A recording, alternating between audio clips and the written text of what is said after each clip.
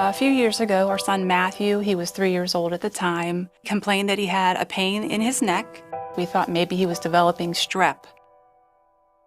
He had a really high fever and he was sort of like hunched over. And at that point, we took him just to the local hospital. The pediatric doctor that they were able to get was an older doctor who had been around, and he asked us, a really important question. Was your son vaccinated? And at the time, he wasn't. He thought he knew what it was.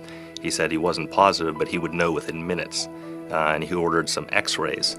The x-rays confirmed that he did have Hib disease. Hib disease is infection caused by the bacteria Haemophilus influenza type B.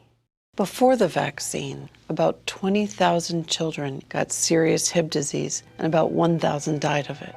Matthew's windpipe was closing down quickly. He said that your son is going to die within minutes. And he said, quite honestly, we're not in a situation in this particular hospital that we're prepared to help him. Since the introduction of Hib vaccine, there's been a decline of more than 99%. Most physicians nowadays have not even seen this disease. I'm thinking I'm going in there for strep. I'm not thinking I'm going in there for Hib disease, and also not realizing that I could have prevented this as a mother if I had just got his shots. They had prepared 2 separate rooms with crash carts, and he was telling the nurses and the staff there that we need to be prepared. This child, more than likely is going to die. He was put into a slight coma, and it was touch and go for a few days.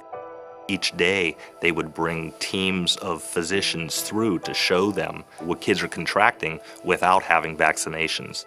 He spent 6 days in the hospital, and then when we got him home from the hospital, we definitely got him fully vaccinated. We had made a conscious decision not to vaccinate based on some information that we had at the time, thinking that we were doing, our best for Matthew. We made the wrong decision, and I know we're not the only parents out there that made this decision. Hib disease can be simply prevented by a vaccine series that's safe and effective. We didn't realize these diseases are still out there. And we just really don't want anybody else to go through what we went through. We're very thankful to still have our son. Check with your provider to see if immunization is right for your family.